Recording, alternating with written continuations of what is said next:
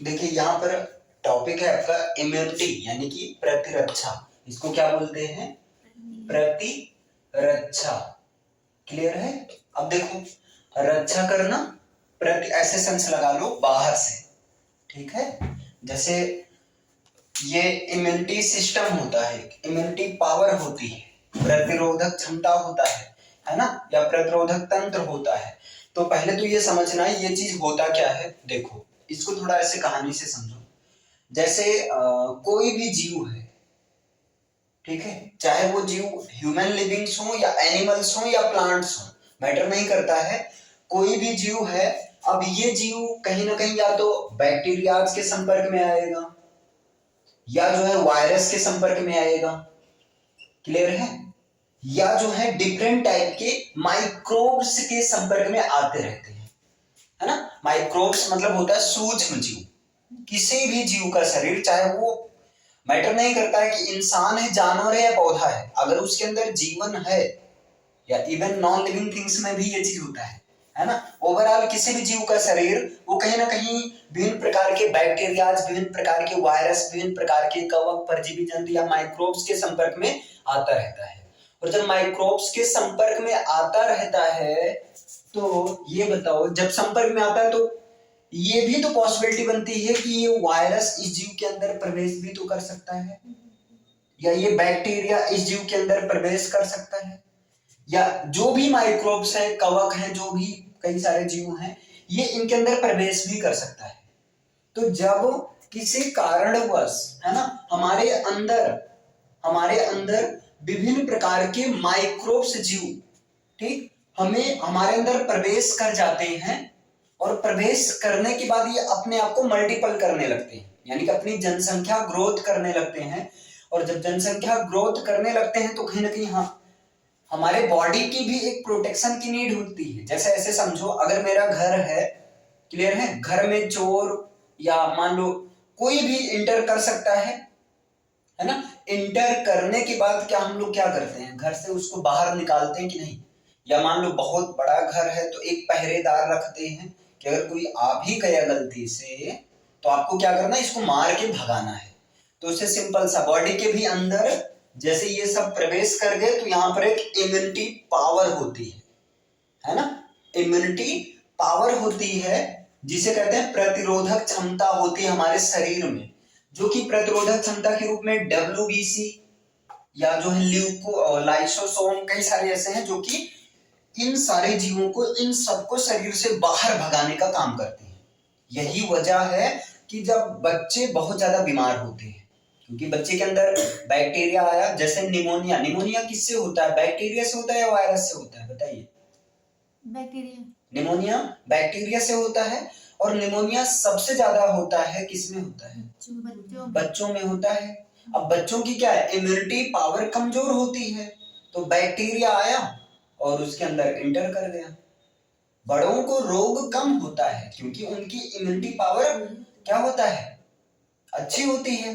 मान लो कोई वायरस, कोई बैक्टीरिया आया भी तो हमारे शरीर की इम्यूनिटी पावर ने उसको क्या कर दिया, खत्म कर दिया, ठीक।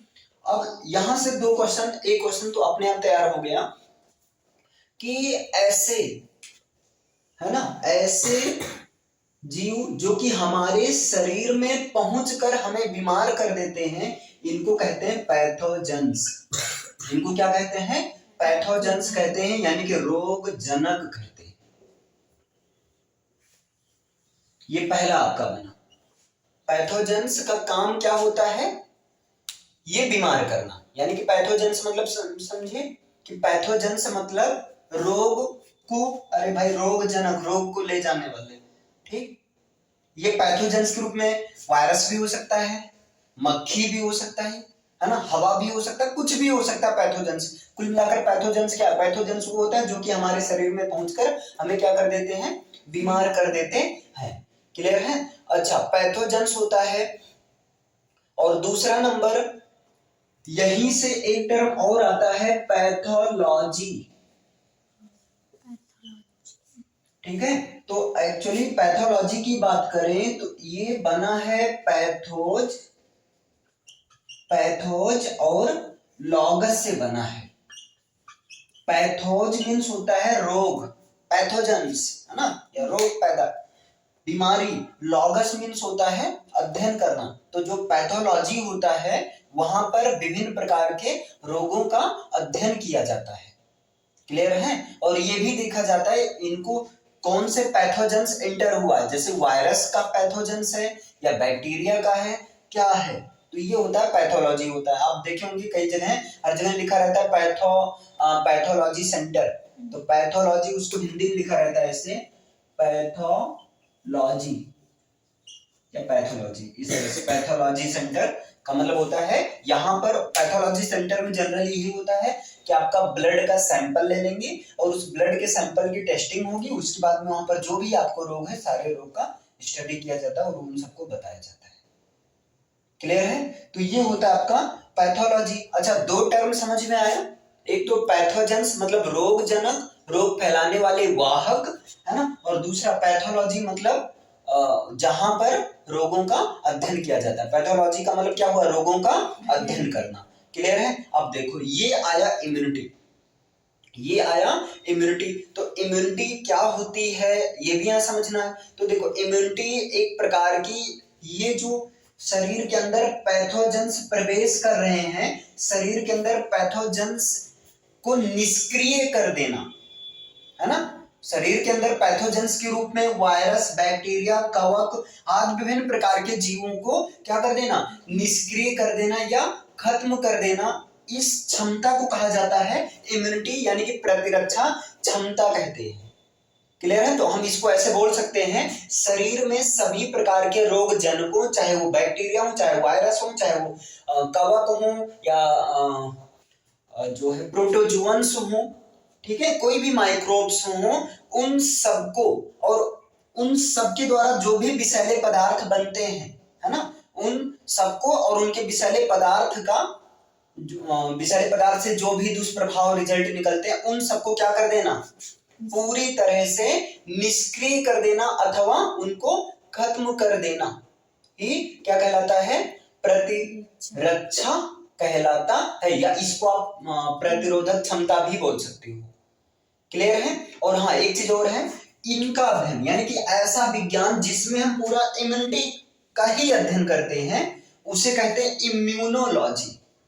उसे क्या कहते हैं, इम्यूनोलॉजी, यानी कि प्रतिरक्षा विज्ञान। तो प्रतिरक्षा विज्ञान क्या होता है, तो जिसमें हम प्रतिरोधक क्षमता, इम्यूनिटी पावर आदि का अध्ययन करते हैं कि इसमें यही चीज होता है प्रतिरक्षा विज्ञान में कि शरीर के अंदर कोई वायरस जब इंटर हुआ तो किस तरह से उसका खात्मा हमारे शरीर के विभिन्न प्रकार के सेल्स के द्वारा किया जाता है। क्लियर है? तो ये होता है इम्यूनोलॉजी होता है। और ये जो इम्यूनिटी शब्द है, ये जो इम्यूनिटी है एक्चुअली ये लैटिन शब्द है। इम्यूनिटी शब्द जो है ये किस भाषा का शब्द है, लैटिन भाषा का शब्द है, और लैटिन भाषा के शब्द इम्यूनस से बना है। लैटिन भाषा के शब्द ये इम्यूनस, ठीक है, इम्यूनस से बना है। हाँ सॉरी, इम्यूनिस लैटिन भाषा के शब्द, जैसे देखो इम्यूनिटी शब्द को लैटिन लैंग्वेज से लिया गया है और उस लैटिन लैंग्वेज में एक शब्द है इम्यूनस और इसका मतलब होता है लिबर्टी देना, फ्रीडम कर देना, फ्री करना। क्लियर है? टू फ्री, स्वतंत्र करना।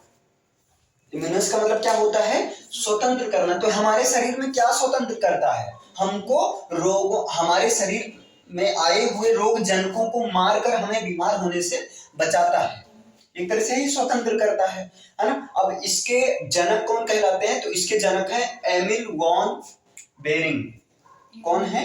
एमिल, देखिए इसके जनक या ये तो दिख रहा है ना, एमिल वॉन बेरिंग है, ये इसके जनक है, एमिल वॉन बेरिंग। अच्छा थोड़ा बहुत आई होप 50% तो समझ में आ ही गया होगा ना।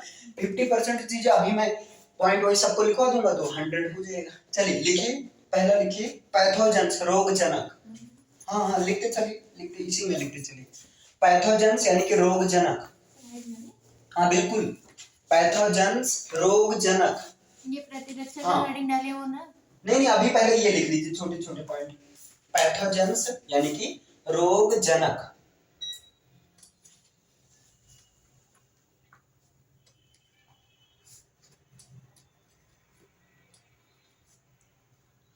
इसमें लिखे रोग को फैलाने वाले वाहक, डैश करके लिख लेना, पैथोजेंस यानी कि रोग जनक, डैश करके लिख लेना, रोग को फैलाने वाले वाहक, रोग को फैलाने वाले वाहक जैसे बैक्टीरिया, वायरस, कवक आदि। रोग को फैलाने वाले वाहक जैसे पैथोजेंस का मतलब क्या हुआ, रोग को फैलाने वाले वाहक या रोग को फैलाने वाले जीव जैसे बैक्टीरिया, वायरस, माइक्रोब आदि।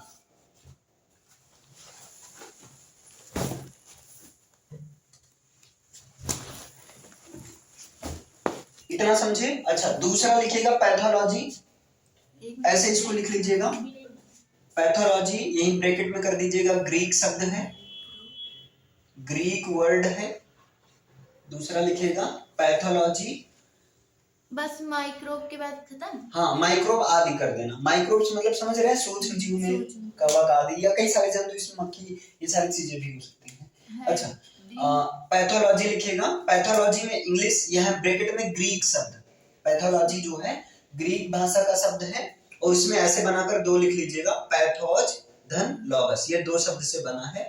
पैथोज मीन्स होता है डिजीज, पैथोज मीन्स होता है डिजीज, लॉगस मीन्स होता है study, to study. Pathos means disease, logos means to study. तो पैथोलॉजी का मतलब क्या हुआ, डिजीज का स्टडी करना, तो रोगों का अध्ययन करना पैथोलॉजी या रोग विज्ञान कहलाता है। अर्थात रोगों का अध्ययन करना, अर्थात रोगों का अध्ययन करना, अर्थात रोगों का अध्ययन करना रोग विज्ञान या पैथोलॉजी कहलाता है। इधर का हो गया है पैथोलॉजी, ग्रीक भाषा का शब्द है, दो शब्द से बना, पैथोज धन लॉगस। पैथोज मीन्स होता है डिजीज यानी कि रोग, लॉगस मीन्स होता है टू स्टडी यानी कि रोगों का अध्ययन करना, क्या कहलाता है, पैथोलॉजी कहलाता है। क्लियर है। अब तीसरा लिख लीजिएगा इम्यूनिटी, इम्यूनिटी यानी कि प्रतिरक्षा, इम्यूनिटी यानी कि प्रतिरक्षा। इसमें लिखिएगा इम्यूनिटी शब्द लैटिन भाषा के शब्द इम्यूनस से लिया गया है। इम्यूनिटी शब्द लैटिन भाषा के शब्द इम्यूनस, इम्यूनिस,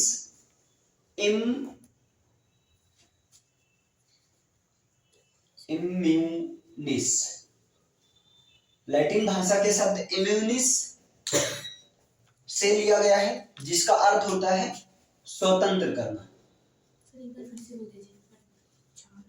प्रतिरक्षा। इम्यूनिटी शब्द लैटिन भाषा के इम्यूनिस से लिया गया है, इम्यूनिस शब्द से लिया गया है। इम्यूनिटी यानी कि प्रतिरक्षा, लैटिन भाषा के शब्द इम्यूनिस, लैटिन भाषा के शब्द इम्यूनिस, लैटिन भाषा के शब्द इम्यूनिस से लिया गया है, लैटिन भाषा के शब्द इम्यूनिस से लिया गया है, लैटिन भाषा के शब्द इम्यूनिस से लिया गया है, जिसका अर्थ होता है स्वतंत्र करना, जिसका अर्थ होता है स्वतंत्र करना।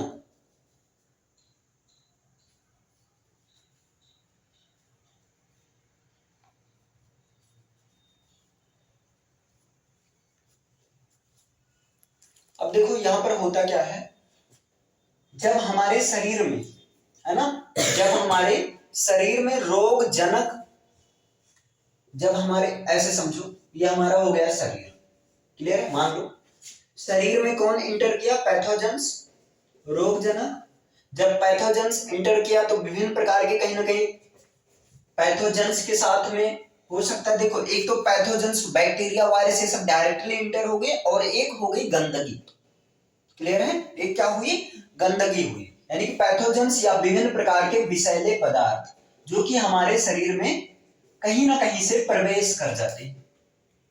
ठीक है, पैथोजेंस या हमारे शरीर में जब विषैले पदार्थ प्रवेश करते हैं, तो प्रवेश करने के बाद में यहाँ क्या होता है, जिसके भी शरीर में प्रवेश किया, उस शरीर में इतनी क्षमता होती है, शरीर में एक प्रकार की क्षमता होती, एक प्रकार की शक्ति होती, ताकत होती है कि ये इन रोगजनक या इन विषैले पदार्थ से होने वाले जो भी मतलब लक्षण होते हैं उनको नष्ट कर दे। क्लियर है? मतलब यही चीज, जब किसी के शरीर में रोगजनक या विषैले पदार्थ प्रवेश कर जाते हैं तो प्रवेश करने के बाद में शरीर में इतना, शरीर की वो क्षमता, यहीं से आप बना सकते हैं, शरीर की वो क्षमता जो कि इन रोगजनक और विषैले पदार्थ के प्रभाव को क्या कर दे, नष्ट कर दे, है ना, या बिल्कुल रूप से निष्क्रिय कर दे। तो इस तरह की क्षमता को ही इम्यूनिटी पावर या प्रतिरक्षा या जो है प्रतिरक्षा क्षमता कहते हैं। ऐसे लिखवा दें, ये सही है। और दूसरा अगर थोड़ा अगर किताबी लैंग्वेज में लिखवाएं, अच्छा पहले अपनी लैंग्वेज में आप लिख लीजिए, ऐसे लिखिए, लिखिए। तो इसको रुकिए मैं लिखवा रहा हूं, इसको कैसे लिखवा दूं। हाँ लिखो, शरीर में रोगजनक अथवा विषैले पदार्थ, शरीर में रोगजनक अथवा विषैले पदार्थ के प्रवेश कर लेने के बाद में, शरीर में रोगजनक अथवा विषैले पदार्थों के, शरीर में रोगजनक अथवा विषैले पदार्थों के, शरीर में रोगजनक अथवा विषैले पदार्थों के प्रवेश करने के बाद, शरीर में रोगजनक अथवा विषैले पदार्थों के प्रवेश करने के बाद, प्रवेश करने के बाद शरीर की वो क्षमता, प्रवेश करने के बाद शरीर की वो क्षमता या जीवों की वो क्षमता, शरीर की वो क्षमता, शरीर की वो क्षमता, वो शक्ति जो उससे होने वाले दुष्प्रभावों को, जो उससे होने वाले दुष्प्रभावों को, जो उससे होने वाले दुष्प्रभावों को रोक दे, जो उससे होने वाले दुष्प्रभावों को रोक दे,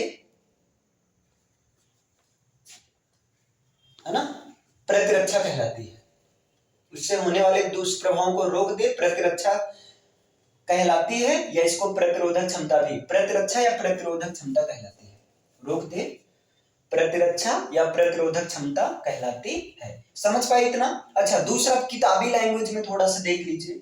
अच्छा लिखना है कि बस नहीं, अरे अभी लिखवा देंगे अथवा करके। किताबी लैंग्वेज में क्या लिखा है मैं बिल्कुल देखकर बता दे रहा हूँ।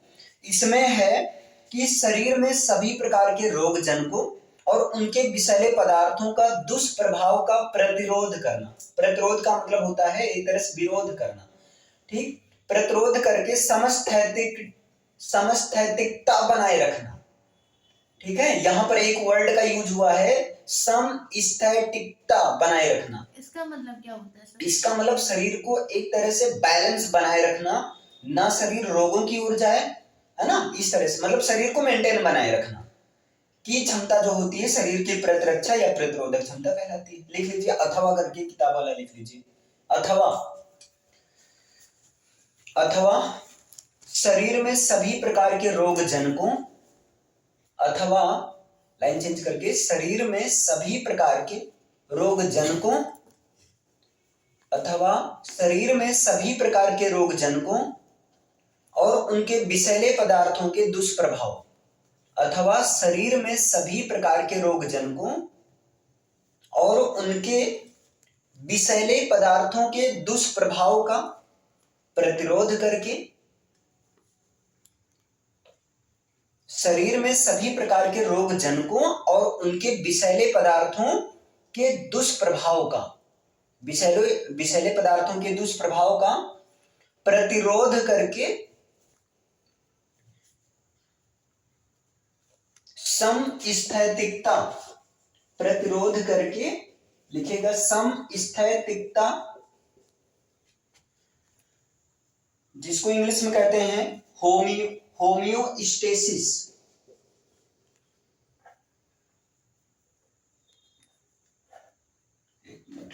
होमियोस्टेसिस, समस्थैतिकता बनाए रखने की क्षमता को, समस्थैतिकता बनाए रखने की क्षमता को शरीर की प्रतिरोधक क्षमता या प्रतिरक्षा, शरीर की प्रतिरक्षा या प्रतिरोधक क्षमता कहलाती है। इस समस्थैतिकता बनाए रखने की क्षमता को ही शरीर की प्रतिरोधक क्षमता या प्रतिरक्षा कहते हैं। अच्छा, थोड़ा सा अगर देखोगे वही बात है ना, बस यहाँ क्या है देखो, अब एक चीज और समझो, किताबी लैंग्वेज में कहीं ना कहीं हर चीज को ध्यान रखा जाता है कि कहाँ क्या कैसे, पूरा मतलब एकदम शुद्ध हिंदी, है ना। जैसे अभी यहाँ पर क्या है मैंने लिखवाया, सभी प्रकार के रोग जनकों और उनके विषैले पदार्थ, मतलब जो भी रोग जनक प्रवेश किए, और रोग जनक जब प्रवेश किए तो हमारे शरीर में जो भी विषैले पदार्थ बनाए या बाहरी रूप से जो विषैले पदार्थ हमारे शरीर में प्रवेश करके, और उस विषैले पदार्थ के माध्यम से हमारे शरीर में क्या प्रवेश कर गया, बैक्टीरिया, है ना। जैसे क्या होता है, गंदा खाना या गंदगी खाने पीने में गंदगी रखने से जनरली टाइफाइड होता है ना। तो अब बैक्टीरिया डायरेक्ट थोड़ी एंटर करेगा हमारी बॉडी में, किसी ना किसी पैथोजेंस के थ्रू एंटर करेगा या वाहक के थ्रू। तो अभी जैसे पानी एक वाहक का काम कर रहा है, मैंने गंदा पानी पिया, गंदा पानी लगातार चल रहा है प्रोसेस, तो क्या हुआ, धीरे धीरे वहां पर साल्मोनेला टाइप ही बैक्टीरिया होता है ना, जो कि टाइफाइड पैदा करता है, वो चीज क्या हुआ बॉडी में आया और उन्होंने क्या क्या अपना दुष्प्रभाव दिखाना शुरू कर दिया। क्लियर। तो इन सबका प्रतिरोध करके, प्रतिरोध मतलब आप फिजिक्स में पढ़े होंगे, प्रतिरोधक तार होता है जो कि इसीलिए लगाया जाता है, करंट ज्यादा हो गया तो कंट्रोल करेगा, है ना, एक तरह से डिस्टरबेंस क्रिएट करता है, बाधा। तो वही चीज प्रतिरोध करके समस्थैतिकता बनाए रखने की क्षमता को, मतलब शरीर को रोगों से दूर रखने की क्षमता को क्या कहते हैं, प्रतिरक्षा या प्रतिरोध क्षमता कहते हैं। अच्छा, दूसरा इसके अध्ययन को क्या कहते हैं, इसे लिख लीजिए, अगला पॉइंट, इम्यूनिटी या प्रतिरक्षा के अध्ययन को इम्यूनोलॉजी लिखिए, प्रतिरक्षा या इम्यूनिटी के अध्ययन को इम्यूनोलॉजी, प्रतिरक्षा या इम्यूनिटी, प्रतिरक्षा या इम्यूनिटी के अध्ययन को इम्यूनोलॉजी, ब्रैकेट में लिखिएगा प्रतिरक्षा विज्ञान, इम्यूनोलॉजी जिसको हिंदी में कहते हैं प्रतिरक्षा विज्ञान कहते हैं। अध्ययन को इम्यूनोलॉजी, प्रतिरक्षा विज्ञान। देखो, इम्यूनिटी या प्रतिरक्षा के अध्ययन को इम्यूनोलॉजी या प्रतिरक्षा विज्ञान कहते हैं। IMMUNOLOGY, इम्यूनोलॉजी या प्रतिरक्षा विज्ञान कहते हैं, इम्यूनोलॉजी या प्रतिरक्षा विज्ञान कहते हैं। अब अगला लिख लीजिएगा, फादर ऑफ इम्यूनोलॉजी, प्रतिरक्षा विज्ञान के जनक, फादर ऑफ इम्यूनोलॉजी, प्रतिरक्षा विज्ञान के जनक, फादर ऑफ इम्यूनोलॉजी, प्रतिरक्षा विज्ञान के जनक है एमिल वॉन बेरिंग। ये है, लिखा है एमिल वॉन बेरिंग।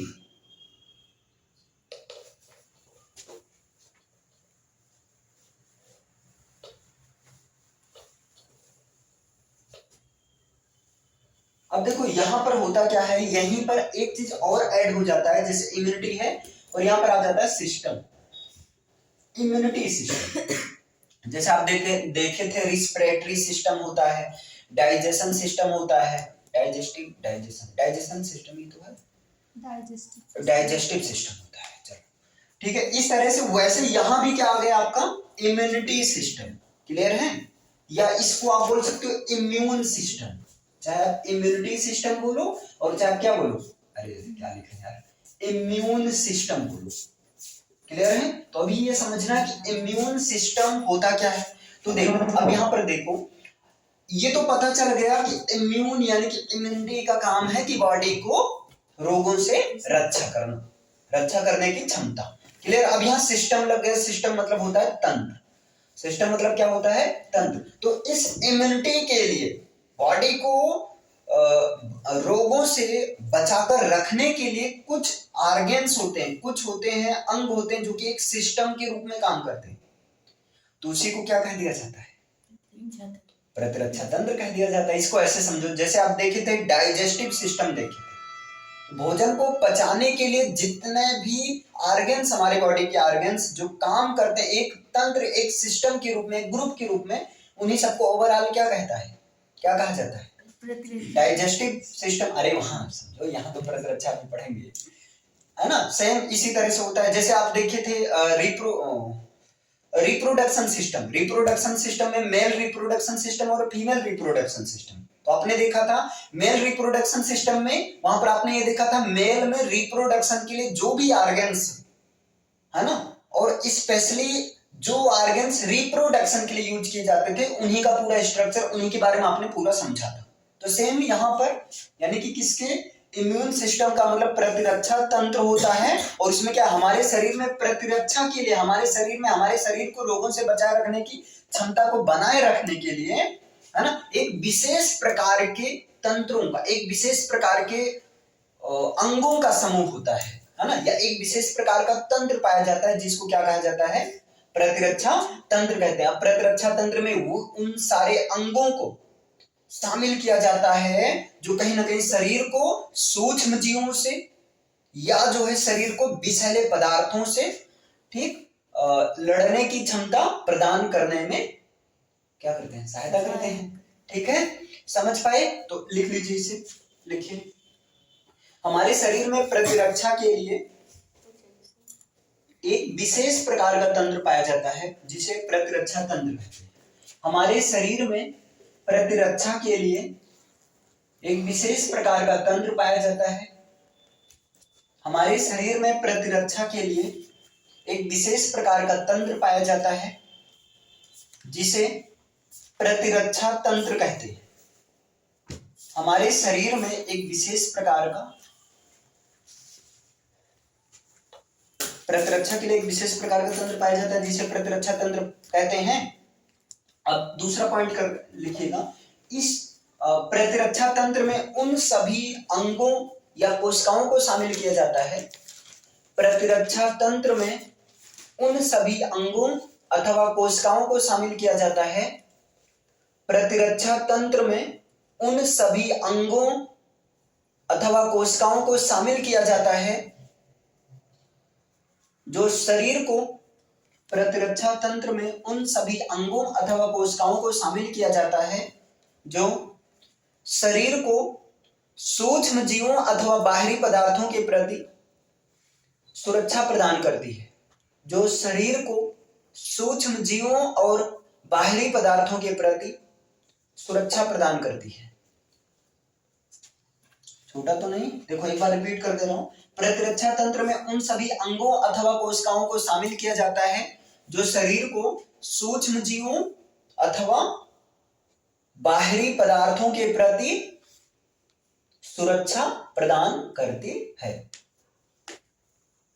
बाहरी पदार्थों के प्रति सुरक्षा प्रदान करती। अब यहां से थोड़ा सा मैटर कॉम्प्लेक्स हो जाता है, ध्यान से समझिएगा। जैसे क्या हुआ था, इसके पहले आपने कई सारे तंत्र को पढ़ा। वैसे 12th में जनरली दो ही तंत्र को आपने पढ़ा है, एक तो मेल रिप्रोडक्टिव सिस्टम और दूसरा फीमेल रिप्रोडक्टिव सिस्टम। यहाँ डाइजेस्टिव ये सब अलग अलग नहीं, ये सब हाई स्कूल में आपने पढ़ा था। अरे बाहरी पदार्थों के प्रति सुरक्षा प्रदान करता है, पहले लिख लो। चलो अब यहाँ पर देखो, जैसे इसके पहले आपने हाई स्कूल में देखा था रिस्पिरेटरी सिस्टम, तो आपने पूरा रिस्पिरेटरी लंग्स वगैरह का फिगर बनाया था, वहां से सारा क्लियर हो गया था, मतलब फिगर बनाया, उसका स्ट्रक्चर सारी चीज कहानी हो गई थी। लेकिन यहाँ पर थोड़ा मामला कॉम्प्लेक्स हो जाता है। यहाँ पर ऐसा कोई है नहीं, इसके लिए मैं ऐसे आपको कोई सजेस्ट नहीं कर सकता हाँ ये फिगर बना लो, इसी के बारे में पढ़ा लो, खत्म नहीं, है ना। क्लियर है? क्योंकि बॉडी का कहीं ना कहीं हर एक पार्ट डायरेक्टली इनडायरेक्टली वो बॉडी को प्रोटेक्शन का ही काम करता है। आपको क्या लगता है, नाक में जो छोटे से बाल होते हैं जिसकी कोई औकात नहीं होती है, वो भी हमारे बॉडी में जब हम लोग एक्सहेल करते हैं, सॉरी इनहेल करते हैं, जब हम लोग सांस लेते हैं तो सांस लेने के दौरान जो धूल मिट्टी होते हैं वो जो नाक में बाल होते हैं उसको रोक लेते हैं, कहीं ना कहीं छानने का काम करते हैं। तो इसके लिए कोई एक स्पेसिफिक वो सिस्टम नहीं कि हाँ ये चीज चित्र बना लो पूरा हो जाएगा। यहाँ पर कहीं ना कहीं बॉडी का हर एक पार्ट, भाई बॉडी को, अभी आप पानी देखो, पानी ही ना पियो तो क्या होता है, कहीं ना कहीं बीमारी ऑटोमेटिक पैदा हो जाती है। क्लियर है? क्योंकि प्रतिरक्षा का काम क्या है? शरीर को रोगों से रोकना।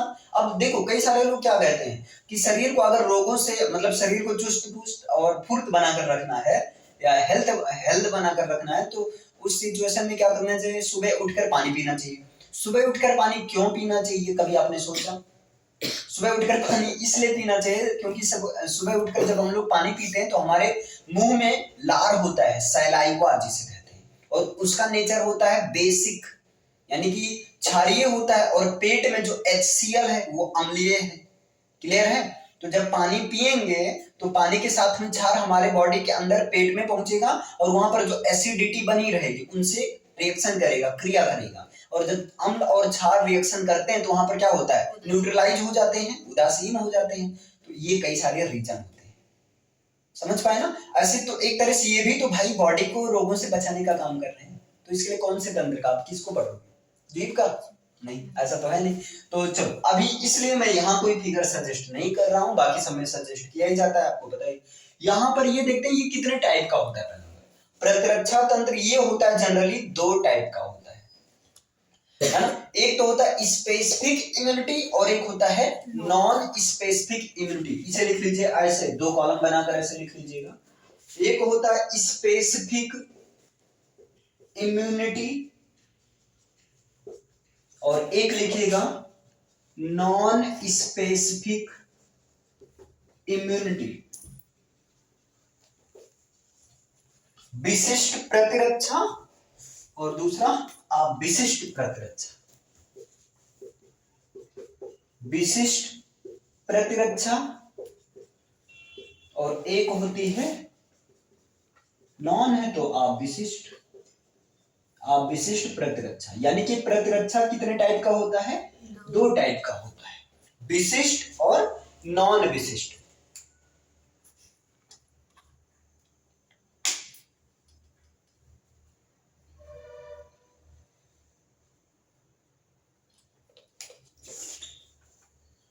ये दोनों ही पुनः जन्मजात व उपार्जित होती है।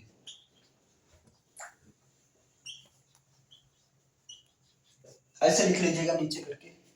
ये दोनों ही प्रकार की जो मतलब प्रतिरक्षाएं हैं, ये जो होती हैं पुनः जन्मजात या जो है उपार्जित प्रकार की होती है।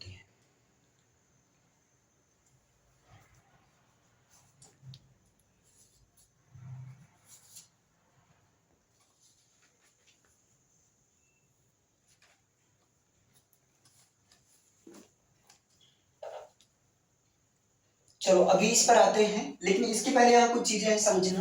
देखो आपने ये समझ लिया कि प्रतिरक्षा तंत्र 2 तरह की, स्पेसिफिक इम्यूनिटी और जो है यहाँ तंत्र मत करिएगा, प्रतिरक्षा कर दीजिएगा, सॉरी अभी तंत्र नहीं, प्रतिरक्षा कर दीजिएगा, तंत्र को काट दीजिएगा, है ना? प्रतिरक्षा 2 प्रकार की होती है, स्पेसिफिक इम्यूनिटी और नॉन स्पेसिफिक इम्यूनिटी। विशिष्ट प्रतिरक्षा, अविशिष्ट प्रतिरक्षा, ये दोनों ही पुनः जन्मजात व उपार्जित होती है। अच्छा एक चीज यहां समझो, देखो अगर एक नॉर्मली देखा जाए तो ह्यूमन बॉडी में जो सूक्ष्म जीव है ना, या जो बाह्य पदार्थ होते हैं वो शरीर में प्रवेश करते हैं। किस तरह से प्रवेश करते हैं? जिस भी तरह से प्रवेश करते हैं, लेकिन हमारी बॉडी उसको 3 प्रकार से हैंडल करती है। नहीं समझे? 3 प्रकार से कैसे? हाँ बता रहा हूं। नॉर्मली क्या होता है, बॉडी में जो भी पैथोजेंस, रोगजनक या बाह्य पदार्थ हमारे शरीर में जो प्रवेश करते हैं वो किसी भी तरीके से प्रवेश करें, मैटर ही नहीं करता, लेकिन हमारी बॉडी का काम है कि उसको भगाना। वो 3 तरह से उनको निपटाती है, मतलब भगाती है, या 3 तरह से बॉडी को प्रोटेक्शन देने का काम करती है, 3 तरह से इम्यूनिटी सिस्टम प्रोवाइड करती है। एक तो पहला होता है, देखो एक तो ऐसा ये सिचुएशन हो सकती है जैसे ही कोई सूक्ष्म जीव या कोई बाह्य पदार्थ हमारे शरीर में प्रवेश हुआ, प्रवेश होते ही शरीर क्या कर दे? बाहर को समाप्त कर, भाग भाग भाग भाग। जैसे होता है ना, एक होते हैं कि एकदम नजर से, जैसे मान लो कोई बच्चा है एकदम नजर पर चढ़ा है, वो आते ही हम उससे बोलेंगे भाग भाग, मतलब एकदम भगा देंगे कि आते ही। तो सेम सिचुएशन ये होती है। और एक ही होता है, हाँ बताओ क्या हाल है, ये आए, कुछ नहीं होगा जाओ, ये चीज तो वही चीज, पहला जो सिचुएशन है वो क्या है, बाह्य पदार्थ या सूक्ष्म जीव को मानव शरीर में प्रवेश करते ही, है ना, प्रवेश करते ही क्या करना, समाप्त कर देना। और दूसरा बाहर ही समाप्त कर दो, अंदर आएंगे नहीं। एक काम करते हैं बाहर से अंदर, ये काम क्या करते हैं, पहले हम बाहर से अंदर आते हैं। तो पहली कंडीशन ये हो रही है कि मानव शरीर में प्रवेश करने वाले सूक्ष्म जीव या बाह्य पदार्थों को बाहर ही, शरीर के बाहर ही समाप्त कर देना। अब शरीर के बाहर कैसे समाप्त कर दोगे, अच्छा एग्जांपल अब रिलेट कर पाओगे। कोरोना काल में एक ऐसे धुआं टाइप मतलब किया जा रहा था, मशीन से गांव गांव में छिड़काव किया जा रहा था। तो क्या था उस सिचुएशन में, आप समझ सकते हैं कि कोरोना वायरस को ये प्रयास किया जा रहा था कि बाहर ही खत्म हो जाए। भाई गांव गांव में आता था कि नहीं, अब तो यार रिलेट कर ही पा रहे होगे ना, क्लियर। या जो है ऐसे समझ लो मच्छर, कुछ देर मच्छर को आप क्या कर रहे हो, मच्छर भी तो रोग फैलाता है कहीं ना कहीं, ठीक। तो आप जैसे मान लो ऑल आउट लगा दिए, तो शरीर में काटने से पहले आप उसको निपटा दे रहे हो। तो एक पहला कंडीशन समझ में आया। अच्छा, इनको भगाने का तरीका भौतिक भी हो सकता है, भौतिक का मतलब फिजिकली, और एक हो सकता है भौतिक मतलब जैसे मच्छरदानी लगा, ये भौतिक। और दूसरा रासायनिक, रासायनिक मतलब दवाओं के माध्यम, हाँ रासायनिक मतलब दवा के माध्यम से, या कई सारी चीजें जैसे मोर्टीन है, ये सारी चीजें केमिकली है। पहला समझ में आया। अच्छा, पहला कैसे हैंडल किया गया, बाहर ही हमने खत्म कर दिया। अब दूसरा क्या होता है, बाह्य पदार्थ या सूक्ष्म जीव मान लो शरीर में प्रवेश कर गया। देखो बाहर से अंदर आ रहे हैं तो बाहर निपटा दिए, मान लो बाहर वाले नहीं कुछ कर पाए, ठीक है। मान लो किसी कारणवश शरीर में क्या कर गया, इंटर कर गया, तो सबसे पहले प्राइमरी इम्यून सिस्टम का रिस्पॉन्स होता है, यानी कि सबसे पहले क्या होता है कि हमारी बॉडी तुरंत रिएक्ट करती है कि भाई कौन आ गया, है ना। यानी कि विभिन्न प्रकार के जो भी प्रतिरोधी कोशिकाएं हैं, प्रतिरक्षा तंत्र में जितने भी अंग या कोशिका थे, इनका ड्यूटी आया, इनका ड्यूटी आया। ये सोच रहे हैं अभी कहां से आ गए यार, ये सब बाहर वाले कुछ नहीं कर पाए, है ना। तो प्रवेश करते ही प्रतिरक्षा तंत्र में उपस्थित या प्रतिरक्षा तंत्र की विभिन्न प्रकार की कोशिकाएं, इसे कहेंगे विभिन्न प्रकार की प्रतिरक्षी अंग या विभिन्न प्रकार की प्रतिरक्षी कोशिकाएं। नहीं समझे, शरीर के अंदर जैसे प्रवेश किया तो उसके बाद क्या हुआ, प्रतिरक्षी अंग या प्रतिरक्षी कोशिकाएं क्या करती हैं, इनको जो है तुरंत समाप्त करती, इनसे तुरंत रिएक्शन करती है, क्लियर है, इनसे तुरंत इनको हटाती है। लेकिन ये प्रक्रिया थोड़े समय के लिए होती है। अगर ये बहुत खतरनाक लेवल की है, यहाँ फाइटिंग होती है ना। जैसे मान लो कोई मुझे मारने के लिए आ गया, बॉडीगार्ड है, तो भाई ऐसे थोड़ी डायरेक्ट आ जाएगा, पहले ये जाएंगे जाओ मारो। मान लो मेरे बॉडीगार्ड क्या खत्म, मार खा के आ गए, तो क्या होगा, पहले मेरे पास तो पहुंच ही जाएगा, है ना। तो ये क्या करती है, सबसे पहले प्रतिरक्षी अंग या प्रतिरक्षी कोशिकाएं इनसे क्या करती हैं, प्रतिक्रिया करती हैं, अनुक्रिया करती हैं, और ये थोड़े समय के लिए प्रक्रिया चलती है, क्लियर है। अब क्या हुआ, थोड़े समय के लिए चली, यानी कि युद्ध हो रहा। अब क्या होता है, कुछ समय के बाद, यानी कि जो प्राथमिक रूप से प्रतिरक्षी कोशिकाएं क्या होती हैं, कुछ समय के बाद यहां पर पहुंच जाती हैं द्वितीयक प्रतिरक्षी कोशिकाएं। जब प्राथमिक प्रतिरक्षी कोशिकाएं कुछ नहीं कर पाती हैं, क्योंकि प्राथमिक प्रतिरक्षी कोशिकाएं थोड़ी देर तक रोक सकती हैं, है ना। फिर उसके बाद में क्या होती है, द्वितीयक प्रतिरक्षी कोशिकाएं, अर्थात द्वितीयक प्रतिरक्षी कोशिकाओं के द्वारा अनुक्रिया प्रक्रिया रिस्पॉन्सिबल होती हैं, वो आती हैं। और जब वो आती हैं तो इस प्रक्रिया में थोड़ा समय लग जाता है, क्योंकि द्वितीयक जो आती है ये अच्छा खासा फाइटिंग करती है। हल्का फुल्का है तो प्राथमिक वाले निपटा दिए, पहले वाले थोड़ा अगर जबरदस्त है तो क्या होती है, द्वितीयक प्रतिरक्षी कोशिकाएं, और ये द्वितीयक प्रतिरक्षी कोशिकाओं से अनुक्रिया होने में थोड़ा समय ज्यादा लगता है ना। और एक बार जब ये शुरू हो जाता है तो लंबे समय तक चलता है। यही वजह है कि जब भी कोई वायरस या बैक्टीरिया कोई भी चीज हमारे बॉडी में इंटर करता है तो तुरंत हमें इफेक्ट नहीं आता है। किसी बीमारी में 2 दिन के बाद असर आता है उस बीमारी का, किसी में क्या होता है 10-20 दिन का होता है। अभी मैंने एड्स का बताया 5 से 10 साल भी लग सकता है ना। तो ये चीज काफी लंबी फाइटिंग चलती है। और अगर वहां पर द्वितीयक कोशिकाएं हार गई तो भाई फिर बॉडी झेलना है इसको, यानी कि तब बीमारी होती है, ऐसे डायरेक्ट नहीं होती। अच्छा ये समझ पाए कि ये ऐसे सब कहानी की तरह उड़ गया? बताओ क्लियर है अभी? समझ में आया? इसको ऐसे लिखवा दें, लिख लीजिए या रहन दे, याद रहेगा? बोलिए, चलिए लिख लीजिए, जल्दी लिखिए। सामान्य रूप से मानव शरीर में सूक्ष्म जीव या बाह्य पदार्थ सामान्य रूप से थोड़ा स्पीड में लिखिएगा। सामान्य रूप से मानव शरीर में सूक्ष्म जीव या बाह्य पदार्थों को सूक्ष्म जीव या बाह्य पदार्थों के प्रति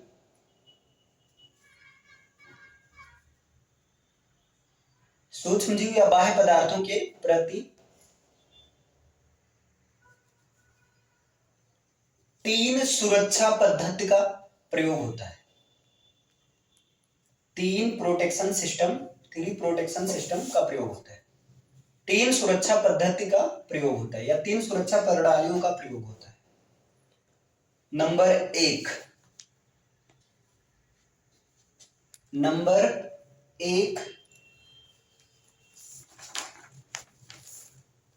बाह्य पदार्थ या सूक्ष्म जीवों को मानव शरीर के बाहर ही समाप्त कर देना। नंबर 1 बाह्य पदार्थ या सूक्ष्म जीवों को मानव शरीर के बाहर ही समाप्त कर देना। बाह्य पदार्थ या सूक्ष्म जीवों को मानव शरीर के बाहर ही समाप्त कर देना। बाह्य पदार्थ या सूक्ष्म जीवों को मानव शरीर के बाहर ही समाप्त कर देना।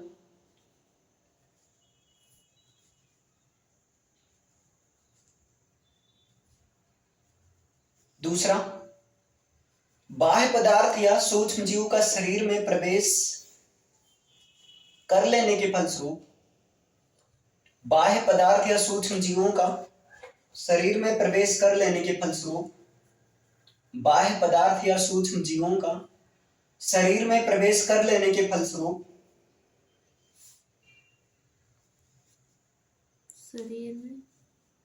शरीर में प्रवेश कर लेने के फलस्वरूप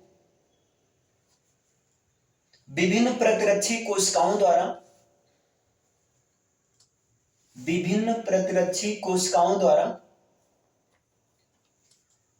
प्राथमिक प्रतिरक्षा अनुक्रिया दर्शाना। विभिन्न प्रतिरक्षी कोशिकाओं द्वारा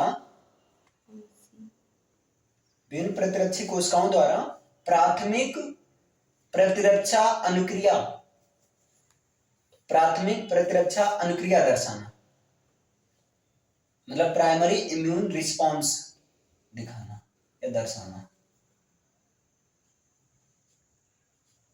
और तीसरा,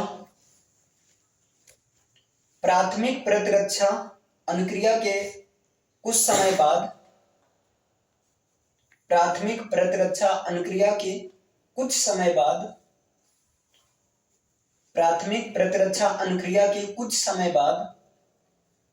द्वितीयक प्रतिरक्षा अनुक्रिया का शुरू होना। प्राथमिक प्रतिरक्षा अनुक्रिया के कुछ समय बाद द्वितीयक प्रतिरक्षा अनुक्रिया का शुरू होना। ब्रैकेट में लिख लेना, ब्रैकेट में, जो कि लंबे समय तक चल सकता है। तो स्पेसिफिक इम्यूनिटी और नॉन स्पेसिफिक इम्यूनिटी की बात हम कल करते हैं। क्लियर है? आज की क्लास यहीं पर इनफ रखते हैं। क्यों, सही है? ठीक है, तो चलिए मिलते हैं नेक्स्ट क्लास में। तब तक के लिए थैंक यू। कोई क्वेश्चन है इसमें?